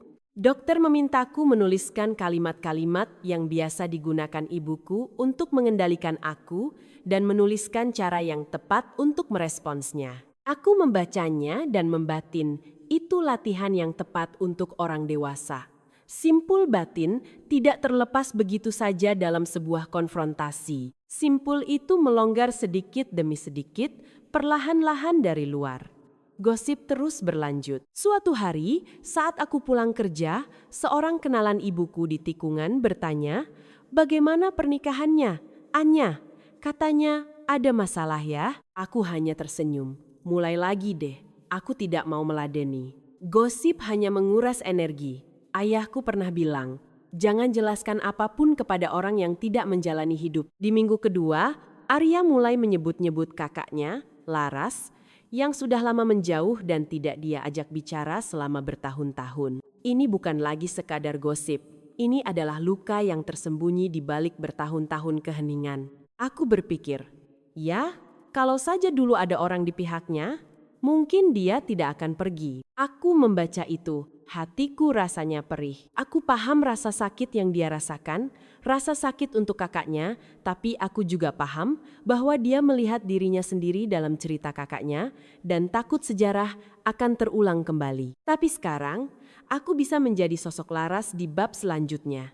Suatu malam dia meneleponku dengan nada serius. "Anya, aku ingin mencari Laras." Aku tidak bertanya mengapa, karena aku tahu jawabannya. Dia ingin memulihkan sebuah kebenaran. Dia ingin memutus rantai rahasia yang menyelimuti keluarganya. Aku hanya bertanya, "Apa kamu punya petunjuk, Mas Arya?" "Katakanlah." "Aku ingat kalau Tante Rini, teman ibuku dari kantor lama, pernah memberi petunjuk. Bolehkah aku mencari teman-teman sekolah Laras? Mungkin salah satu dari mereka tahu." Aku bilang padanya, "Pelan-pelan saja. satu langkah demi satu langkah dengan rencana yang matang. Arya tertawa kecil. Kamu dan rencanamu. Aku menjawab, ya, karena hidupmu sudah lama berjalan tanpa rencanamu sendiri, melainkan rencana orang lain. Itulah sebabnya kamu jadi begitu terbiasa dibuatkan keputusan. Arya terdiam sejenak, lalu berbicara dengan lembut. Aku tidak mau orang lain lagi yang menulis naskah untuk hidupku. Malam itu, saat aku mematikan lampu, aku membayangkan gambaran kamar kecil dengan bunga kertas di luar jendela. Seorang pria yang masih belajar mencuci piring, menetapkan batasan pada telepon, mencari kakak perempuan yang pergi bertahun-tahun lalu. Aku tidak bisa menjamin semuanya akan baik-baik saja, tapi aku melihat arah hidupnya sudah berubah. Karena ketika seseorang punya keberanian untuk mengurus dirinya sendiri, bahkan dalam hal sesederhana menyiapkan makanan, hari itu akan tiba di mana dia juga akan punya keberanian untuk mengambil keputusan-keputusan besar. Dan bagiku, itulah fondasi sejati untuk masa depan. Bukan uang di tangan orang lain, tapi nilai di dalam hati orang yang ada di sisimu. Arya mencari Laras selangkah demi selangkah, seperti janjinya. Pertama, dia bicara dengan Tante Rini, mantan rekan kerja ibunya di kantor. Dia tidak banyak bertanya, memperkenalkan diri secara formal, dan meminta kesempatan untuk bertemu. Tante Rini tidak mengundangnya ke rumah. Mereka bertemu di sebuah bangku di Taman Suropati. Aku tidak ada di sana, aku hanya mengingatkannya. Tanya langsung saja, tapi tetap tenang. Jangan membuat dia merasa harus membela diri. Sore itu aku menerima kabar singkat. Tante Rini tidak punya alamat persis Laras, tapi dia ingat bahwa seorang teman dekat Laras bekerja di industri pariwisata dan pernah membelikan Laras tiket ke Bali. Tante Rini masih menyimpan nomor lama teman itu. Arya mengambil nomornya dan menelepon. Telepon pertama tidak diangkat. Yang kedua, wanita di seberang sana terdiam saat mendengar nama ibunya. Arya harus menjelaskan dirinya dengan jelas. Aku menelepon bukan untuk membuat masalah. Aku adik laki-laki Laras. Aku hanya ingin dia tahu bahwa aku tidak melupakannya. Kalimat itu meluluhkan hati wanita tersebut. Dia setuju untuk menanyakannya dulu sebelum menjawab. Malam itu, Arya mengirimiku tangkapan layar pesan yang dia tulis apa adanya. Hanya beberapa baris, Mbak Laras. Ini aku, Arya. Kalau Mbak masih marah, aku mengerti. Tapi aku ingin minta maaf karena tumbuh besar tanpa tahu keberadaan Mbak. Aku tidak meminta Mbak kembali. Aku hanya ingin memanggilmu kakak setidaknya sekali saja. Aku membacanya dengan tenggorokan terasa tercekat. Ada permintaan maaf yang datang terlambat tapi tetap terasa berarti. Jawabannya datang setelah 2 hari, bukan pesan singkat, tapi surel yang sangat panjang yang dikirim melalui temannya. Arya memintaku memberinya waktu tenang untuk membacanya di kamarnya. Saat aku tiba, dia sedang duduk di lantai, punggungnya bersandar pada tempat tidur, laptopnya menyala, matanya merah, tapi bukan jenis merah karena banyak menangis. Mata seseorang yang dipaksa untuk terjaga lama, katanya padaku. Mbak Laras sudah membalas. Dia tidak menceritakannya kembali dengan kata-katanya sendiri. Dia menyerahkan laptop itu agar aku bisa membacanya dan dia juga membacanya lagi dengan matanya sendiri. Perlahan-lahan Laras menulis bahwa dia sudah tinggal di Bali selama lebih dari 10 tahun bersama suami dan seorang putri kecil. Dia tidak menceritakan kembali rasa sakitnya, dia hanya menuliskan kebenaran. Sebelum pergi, dia pikir lebih mudah mati di luar sana daripada hidup di rumah di mana setiap napas butuh izin. Dia bilang dia tidak menyalahkan adik laki-lakinya karena dia masih sangat kecil saat itu, tapi dia menyalahkan cara orang tua menggunakan harga diri mereka untuk menghancurkan masa muda anak-anak mereka. Surat itu diakhiri dengan kalimat sederhana yang, saat aku membacanya, membuatku menghela napas lega. Aku tidak butuh kamu minta maaf atas nama ibu. Aku hanya butuh kamu untuk tidak mengulanginya. Saat Arya selesai membaca, dia menutup laptopnya dan tertunduk dalam untuk waktu yang lama. Dia tidak menangis kencang, dia hanya bernapas seperti seseorang yang akhirnya melepaskan beban yang sudah lama dipikulnya. Lalu dia berbicara lembut. Aku selalu mengira Mbak Laras pergi karena dia berbuat salah. Ternyata dia pergi untuk bisa benar-benar hidup. Aku duduk di sampingnya tanpa memeluknya, tanpa menepuk bahunya. Aku hanya bicara dengan suara lantang. Aku bicara agar dia bisa mendengar setiap kata. Sekarang setelah kamu tahu, kamu juga punya hak untuk memilih bagaimana cara hidupmu. Arya menatapku dan matanya sedikit berbinar. Aku ingin mengunjungi Mbak Laras, tapi tanpa memaksanya. Aku mengangguk. Minta izin dulu, jangan mengejutkannya. Arya bilang, ya, aku akan menghormatinya. Malam itu dia mengatakan sesuatu yang mengejutkanku. Aku harus bicara dengan ibuku. Aku bertanya padanya, apa kamu yakin? Arya tersenyum tenang. Kalau aku tidak bicara, aku akan terus merasa takut.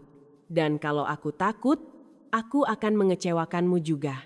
Aku tidak ingin menjadi penyebab rasa sakitmu. Dia tidak menyebut-nyebut soal uang, atau pernikahan, atau pesta pertunangan. Dia menyebutkan hal yang paling mendasar, alasan mengapa aku bukan menjadi korban berikutnya. Bagiku, itu menegaskan batasan yang jelas di dadaku. Keesokan harinya, Arya menulis pesan kepada Bayu. Bayu membalas singkat, ya, lakukanlah. Lakukan dengan sungguh-sungguh, jangan pergi sendirian. Arya memberitahuku, aku tidak bertanya di pihak mana Bayu berada. Aku sudah melihatnya berada di pihak yang benar sejak lama. Malam itu, saat Arya pergi ke rumah orang tuanya, aku tidak ikut.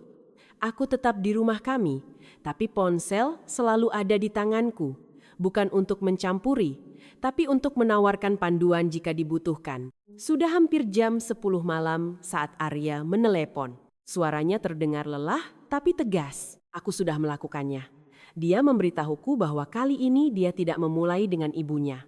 Dia berbicara dengan jelas, seperti garis-garis pada peta. Ibu, aku sudah tahu cerita Mbak Laras. Aku akan menghubunginya. Ibu tidak bisa melarangku melakukannya. Ibu juga tidak boleh menghinaannya atau keluarganya. Aku yang memutuskan soal uangku dan hidupku. Itulah pesanku. Ibunya meledak. Sudah bisa ditebak. Ibunya bersumpah akan memusuhi semua kerabat, memberitahu seluruh lingkungan. Tapi kali ini Arya tidak berdebat lama. Dia mengulang satu kalimat, aku sayang ibu, tapi aku tidak bisa menerima pengendalian ini. Kalau ibu sudah siap bicara dengan penuh hormat, hubungi aku. Lalu dia berdiri dan pergi. Kali ini, Bapak Surya tidak kembali ke kamar. Dia berdiri di dekat pintu dan bicara dengan tenang. Biarkan dia, Bu. Hanya 2 kata dari seorang pria yang sudah terbiasa diam. Tapi bagi Arya, itu adalah bukti bahwa dia tidak sepenuhnya sendirian. Bayu juga bicara perlahan dan jelas. Bu, saat ikatan terlalu kencang, yang dirasakan bukan lagi cinta, melainkan dominasi. Ibu harus membiarkan anak-anak ibu terbang. Ibu Ratna terdiam selama beberapa detik, lalu teriakannya berlanjut, tapi keheningan itu, meski singkat, menunjukkan bahwa dia tahu apa yang dia lakukan. Saat Arya keluar melalui pintu rumahnya, tangannya tidak lagi gemetar. Apa yang terjadi adalah pelonggaran sebuah ikatan, bukan kebebasan sepenuhnya, tapi itu adalah sebuah awal. Arya bercerita padaku. Setelah aku mengatakan semuanya, dia bertanya padaku, tadi itu sangat kejam ya? Dan apa yang sudah aku lakukan? Aku menjawab, tidak. Yang kejam itu adalah menyeret orang lain jatuh bersamamu dan menyebutnya sebagai cinta. Kamu hanya mengembalikan hidupmu ke tangan yang tepat. Arya terdiam cukup lama dan kemudian berbicara. Aku ingin mencoba agar kita hidup bersama sesuai dengan apa yang kita bicarakan. 6 bulan tanpa pernikahan, tanpa perayaan besar. Untuk melihat apakah kita mampu menjaga prinsip kita. Aku menatapnya. Aku setuju untuk mencobanya. Jika kamu bisa menjaga batasan-batasan itu, tidak hanya sekali, tapi berkali-kali. Arya mengangguk. Aku mengerti. Aku tidak memintamu untuk percaya padaku sepenuhnya.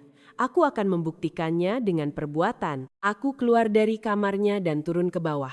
Udara malam menyapu lorong. Tiba-tiba aku berpikir, beberapa surat datang terlambat, tapi mereka datang di saat yang tepat. Di saat yang tepat untuk menghentikan langkah seorang pria yang lumpuh karena ketakutan di bawah bayang-bayang keluarganya. Dan di saat yang tepat bagi seorang wanita untuk tahu bahwa dia tidak akan memasuki pernikahan dengan cara menyerah, melainkan dengan kesepakatan yang jelas, respek, batasan, dan tanggung jawab. 3 hari setelah kesepakatan itu, Arya mengirimiku foto kamarnya yang sudah direnovasi.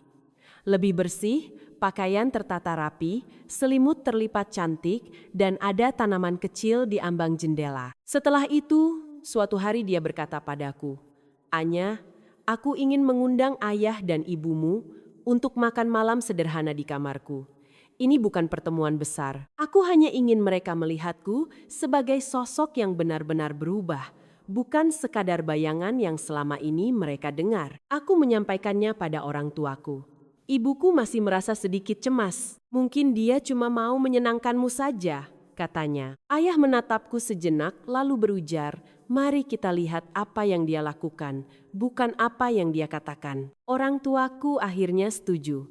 Kami pergi ke sana pada Jumat sore. Ibu membawa beberapa buah dari pasar.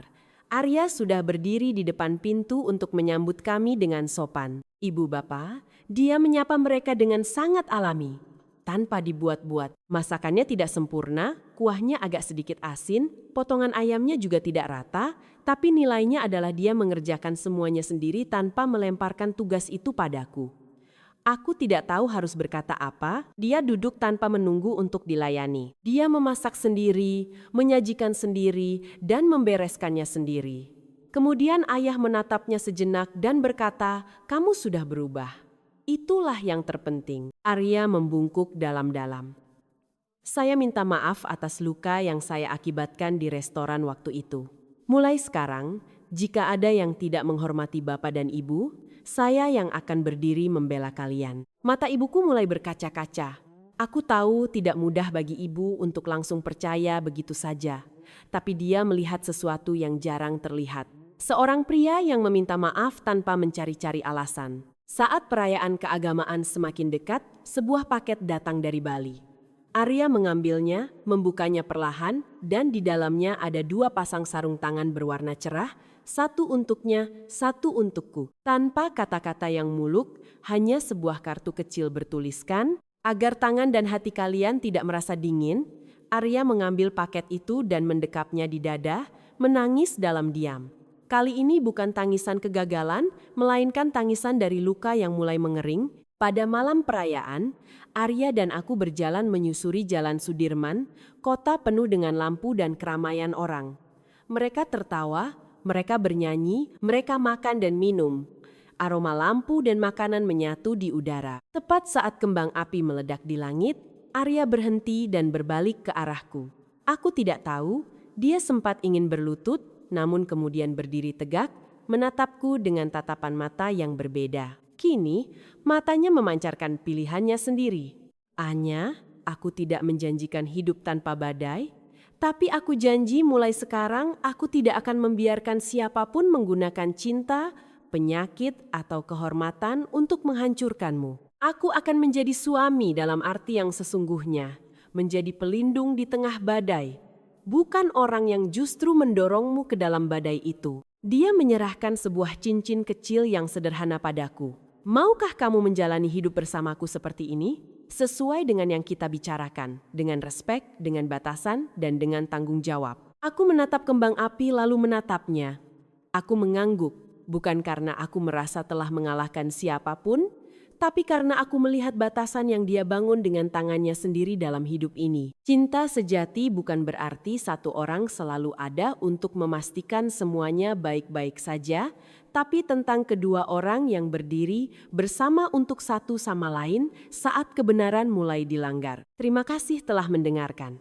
Jika cerita ini menyentuh hatimu, silakan bagikan pemikiranmu di kolom komentar. Dan jika kamu berada dalam situasi yang sama, ingatlah, menetapkan batasan bukanlah sebuah kekasaran, melainkan bentuk harga diri. Dan mencintai diri sendiri adalah fondasi untuk bisa benar-benar mencintai orang lain.